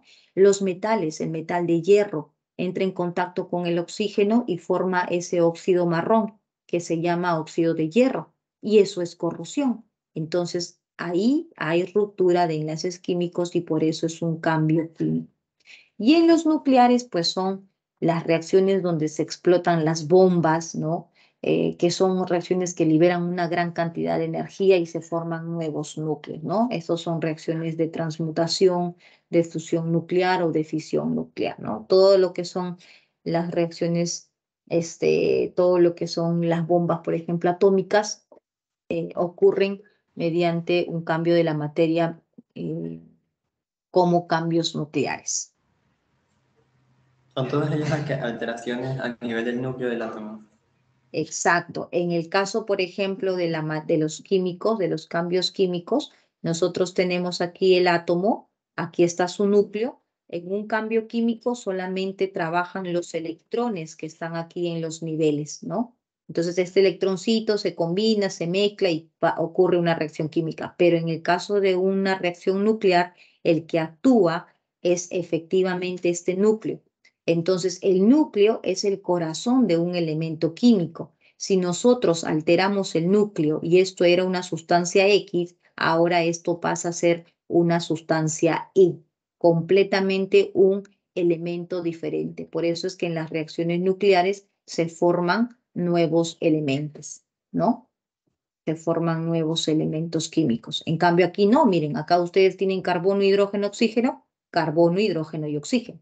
Se formaron nuevos compuestos, pero no nuevos elementos químicos. Esa es la diferencia cuando ocurren las reacciones químicas frente a las reacciones nucleares.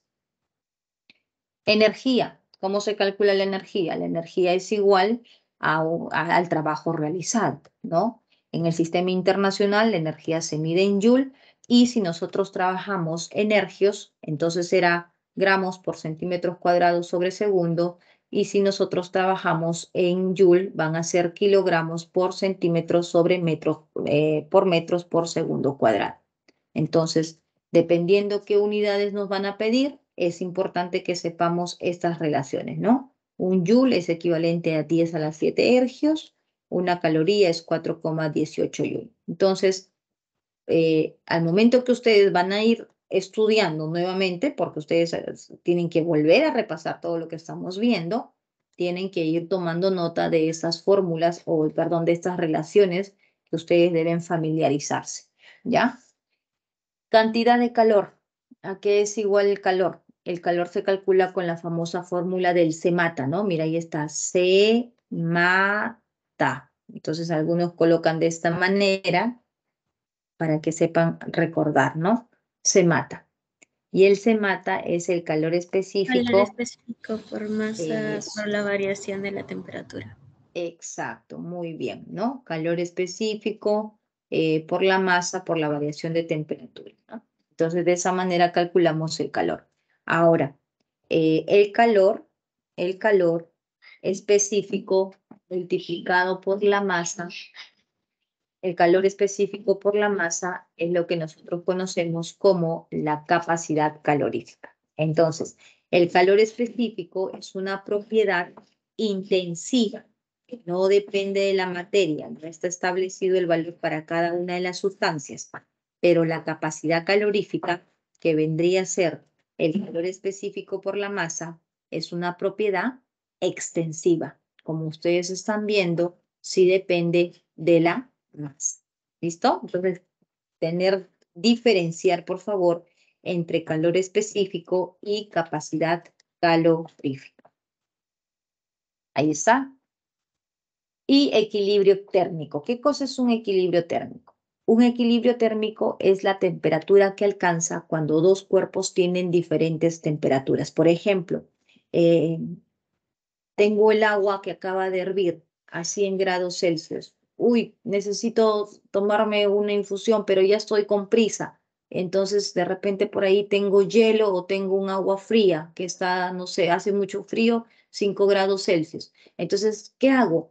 Quiero beber rápido. Entonces, una opción es que yo mezcle, ¿verdad? Mezclo los dos líquidos y posiblemente tenga el agua, dependiendo de las masas que eche, un agua a una temperatura, no sé, de repente de 30 grados Celsius, de 25, dependiendo qué cantidades voy a echar.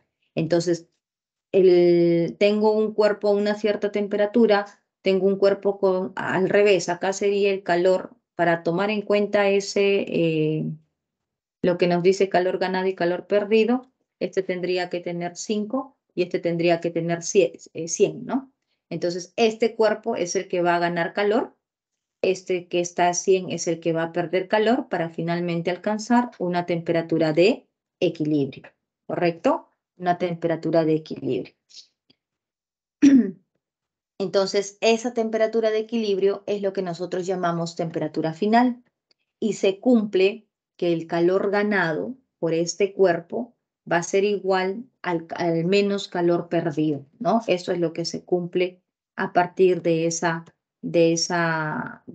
equilibrio térmico. Ya siempre, en todos los cuerpos, ¿no? Siempre, siempre, por ejemplo, cuando ustedes están en una habitación calientitos y dejan, digamos, la puerta abierta que sale hacia el exterior, entonces, ¿qué va a pasar? Empieza a haber un equilibrio térmico, ¿no? Empieza a salir el calor hasta que se equilibre la temperatura. Siempre va a ocurrir de esa manera.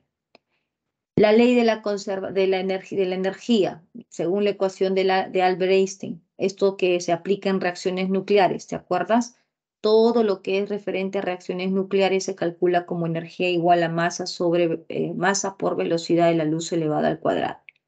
La energía se mide en joules, puede ser en ergios, pero hay que entender de que si nosotros medimos, por ejemplo, la energía, medimos la energía en joule, tenemos que colocar la masa en kilogramos y la velocidad de la luz en 3 por 10 a la 8 metros por segundo.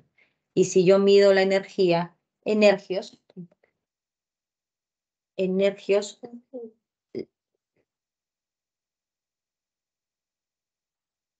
la masa se mide en gramos y la velocidad de la luz se mide en 3 por 10 centímetros por segundo. ¿Ya, chicos?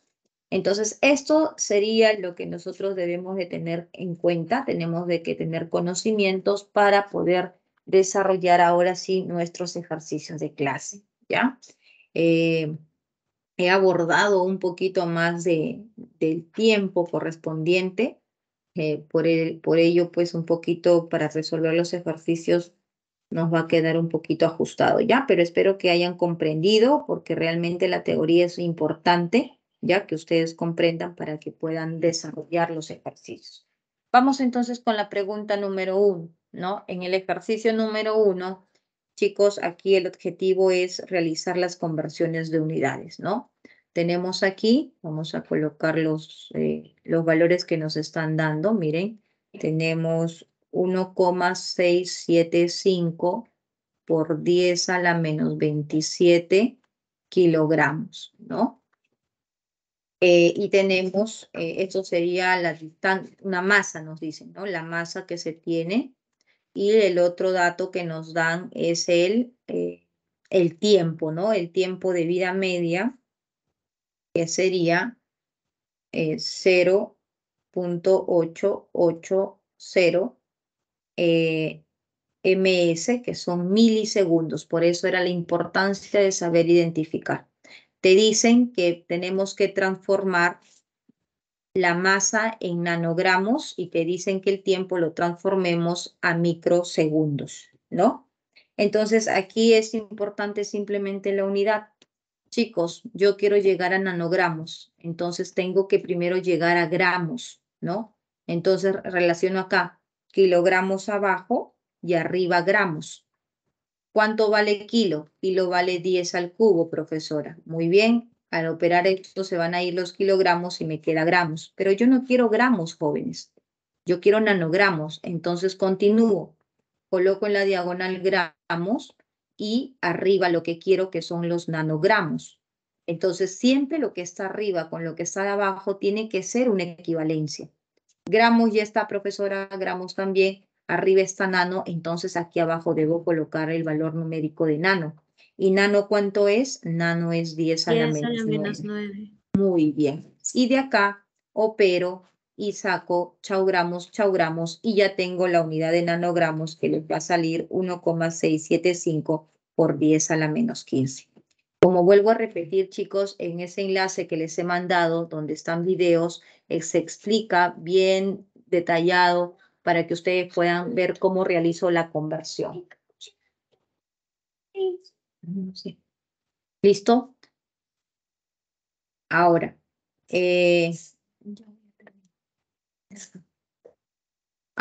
en el otro, por ejemplo, que tenemos acá el tiempo en milisegundos, igualito, queremos en microsegundos, entonces voy a convertir acá.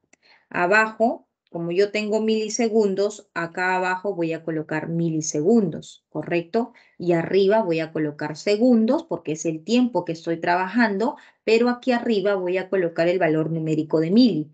Mili es 10 a la menos 3. Entonces, tienes que saber esa unidad que le representa mili. Si no, como puedes observar, va a ser un poquito complicado que establezcas esa relación. Pero yo no quiero segundos, profesora, yo quiero micro. Continúa. Ahora coloca abajo segundos y arriba microsegundos. Segundo arriba, segundo abajo, entonces abajo coloco ¿qué? La unidad de micro. ¿Cuánto valía la unidad de micro? 10 a 10 la a la menos menos 6. Muy A la bien. menos 6. Correcto. Entonces opero aquí, chau segundo, y ya tengo en mi unidad de microsegundos. Aquí operando esto les va a salir 8,800 por 10 al cuadrado microsegundos, ¿no? Entonces, por lo tanto, esa respuesta estaría en la alternativa C. ¿Listo? Siguiente pregunta. ¿Qué tenemos en la siguiente pregunta? Nos dice lo siguiente, a ver. Nos habla sobre un volumen que son de 40 litros. Tenemos un volumen de 40 litros, dice, los cuales poseen una válvula en la cual se tiene una temperatura de 25 grados Celsius, indica una presión, ¿no?, de 125 psi, que es otra unidad en la que se miden las presiones. Al respecto, exprese el volumen, la temperatura y la presión en el sistema internacional. O sea, acuérdate que el volumen en el sistema internacional, metros cúbicos, la temperatura es en Kelvin y la presión es en unidades de Pascal. Chicos, convertimos. Abajo litros y acá arriba la unidad de metros cúbicos. Para eso tienes que recordar que 1000 litros es equivalente a 1 metro cúbico, ¿no? Eso cuando te dije la unidad de volumen que tenías que tener en cuenta. Entonces voy a colocar aquí 10 al cubo litros es 1 metro cúbico. Y listo, ya logré transformar de litros a metros cúbicos. Esto sería operando, eso sí, los que tienen deficiencia en álgebra hoy día mismo agarran su cuaderno y se ponen a repasar teoría de exponentes. Porque como ustedes pueden ver, si yo no sé que cuando los elementos, cuando los números, los exponentes se multiplican, cuando se multiplican, los exponentes se suman, cuando se dividen, los exponentes se restan, entonces ahí sí estoy frito, porque todos los cursos de física, química y matemática, esto es importante, ¿no? Si no, nos quedamos a medias. Listo. En el caso de la temperatura, lo único que hacemos que es sumarle 273 y ya tenemos en grados Kelvin que serían 298. Perfecto. Y en el caso del PCI, miren si les están dando la relación y les dicen que un PCI, que siempre ya tú sabes que lo que tienes que colocarlo en la diagonal y arriba es equivalente a 6,89 kilopascal. Pero tú no quieres en kilopascal porque en el sistema internacional no es kilopascal. Entonces acá se van a cancelar y continúo para pasar de kilopascal a pascal. Pero ¿cuánto vale kilo? Porque tienes arriba pascal, abajo pascal. Kilo, ¿cuánto vale? 10 al cubo. Eso. Entonces aquí 10 al cubo y cancelo, y ya tengo ahora sí la presión en pascal, ¿no? 8,61 por 10 a la 5 pascal. Listo, chicos. Entonces con esto nuestra alternativa sería la clave avión. ¿Listo? Vamos con la siguiente pregunta. Pregunta número 3, que nos dice, nos está hablando del oro, en el cual nos dice que un promedio de su longitud es 25 grados Celsius, 25 centímetros, perdón, que su ancho es 7 centímetros, ¿no? Y su altura, ¿no? Y su altura sería más o menos 8 centímetros. ¿Listo? Entonces, estos tres datos de longitud, altura y ancho, ¿qué me permiten determinar, jóvenes? El volumen. Perfecto, ¿no? Ya con eso yo puedo calcular cuál es el volumen de ese bloque, ¿no? 25 centímetros multiplicado por 8 centímetros multiplicado por 7 centímetros, entonces el volumen de esa barra estaría siendo 1400 centímetros cúbicos. Te piden la masa del lingote de oro en el sistema internacional, sabiendo que la densidad es esto. Entonces, profesora, densidad es igual a masa sobre volumen, y usted dijo que si es densidad del oro, es masa del oro y volumen del oro. Entonces, ya me están dando la densidad del oro, que voy a reemplazar, que sería 19,3, no te olvides la unidad, gramos centímetros cúbicos, y eso es igual a la masa del oro. ¿Cuánto es la masa del oro? Es lo que quiero calcular, ¿no? Y el volumen del oro, que sería 1400 centímetros cúbicos. Despejando entonces la masa del oro, me va a salir la masa del oro 27.020 gramos.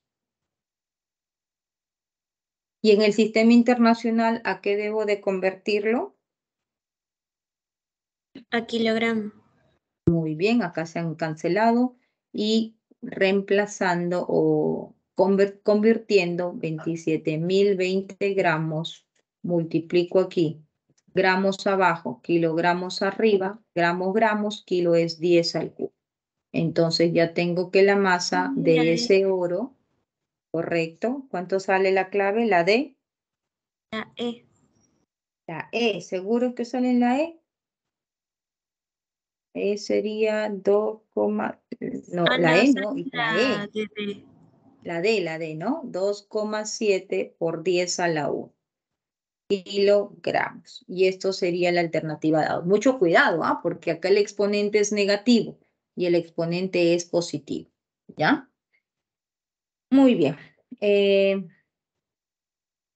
Tenemos la siguiente pregunta, la pregunta número 4, que es teoría, chicos. ¿Les parece que la teoría se los dejo por cuestión de tiempo? Lo revisan ustedes con calma. Quiero enfocarme en el ejercicio de calor y temperatura, ¿ya? Aquí básicamente es teoría. Si tienen alguna pregunta, chicos, la siguiente clase con gusto vamos a responder, ¿ya? En la pregunta 5, igual que es teoría, la clave es enano, no hay nada de cálculos. En la pregunta 6 también, que es teoría, la clave también es enano, ¿correcto? Y en la pregunta 7, que sí, esto sí quiero resolver porque ese es de calorimetría, ¿ya? Entonces, en la pregunta 7 te dice lo siguiente. De repente me voy a extender unos minutitos más, ¿ya? Para poder culminar. El calorímetro es un instrumento que se emplea para medir las cantidades de calor recibidas por los cuerpos. Durante un ensayo de laboratorio de calorimetría se introduce en un calorímetro, tenemos aquí un calorímetro, una barra de plomo, aquí tenemos una barra de plomo, el cual presenta una masa de 400 gramos a una temperatura de 76 grados Celsius en 600 gramos de agua. Entonces aquí tenemos el agua, el cual tiene, dice, de agua la masa del agua, 600 gramos, y ese agua presenta una temperatura de 25 grados Celsius. Entonces, esto es con respecto al agua y esto es con respecto al plomo, ¿cierto? Nos dice, como un cuerpo está más caliente que el otro, ustedes saben que va a alcanzar una temperatura de equilibrio, ¿cierto? Entonces tengo que colocar el calor ganado es igual a menos el calor perdido y aplicar el famoso se mata para el que gana igual al famoso se mata para el que pierde. ¿Listo? Ahora, chicos, estamos todos de acuerdo que el agua, al ser 25 grados Celsius, el agua es el que va a ganar calor. Y el plomo, al estar a los 76 grados, el calor es el que pierde, el plomo, perdón, es el que pierde calor, ¿no? Entonces, para ello tenemos todos los datos. El calor ganado, que va a ser para el agua, y el calor perdido, que va a ser para el plomo. Reemplazamos entonces todos nuestros datos para el agua. Calor específico del agua, 1 caloría, gramos por grado Celsius. La masa del agua, 600 gramos. Y la variación de temperatura. Estos dos cuerpos finalmente van a alcanzar una temperatura de equilibrio que viene a ser la temperatura final. ¿Correcto? Entonces, cuando decimos variación de temperatura, como hemos visto en la teoría, la variación de temperatura es igual a la temperatura final menos la temperatura inicial. La final es la que queremos hallar y la inicial es del agua, que en este caso fue 25, ¿verdad? Y esto es igual a menos, no te olvides menos, ahora todo referente al plomo. Calor específico del plomo, 0,03 calorías gramos por grado Celsius, multiplicado por la masa del plomo. ¿Cuánto es la masa del plomo? 400 grados. Y por, 400 gramos por la variación de temperatura, que también es temperatura final menos la temperatura inicial del plomo, que sería 76. Y aquí, muchachos, ya viene a multiplicar, ¿no? Acá ya se multiplica, se juega acá con el álgebra. Acá se cancelan los dos ceros, miren aquí, y esto prácticamente te estaría quedando temperatura final con el álgebra, despejando 26 grados Celsius. Y eso sería la temperatura de equilibrio, ¿ok? Y en la última pregunta, en la pregunta número 8, que nos habla sobre la radiación. Nos dice que se tiene 25 kilogramos de uranio, ¿no? Se tiene 25 kilogramos de uranio, en el cual solamente fusionó, dice, el 1,4%. Entonces, si yo tengo una masa de 25 kilogramos y solamente reaccionó el 1,4%, entonces tengo que sacar ese 1,4 sobre 100 y calcular cuánto es la masa realmente que está reaccionando, ¿no? Entonces, la masa que está reaccionando sería 0,35 kilogramos. Esta es la masa que va a ocurrir la reacción química, ¿no? Determine la energía que libera, dice dicha explosión nuclear. Cuando yo escucho explosión nuclear, sustancia radiactiva, rápidamente pienso en la ecuación de Einstein, que es energía igual a masa por la velocidad de la luz elevada al cuadrado. Esta es la energía que me están pidiendo y la energía me piden en terajoule. Entonces voy a trabajar para que calcule joule y luego lo transformo a terajoule.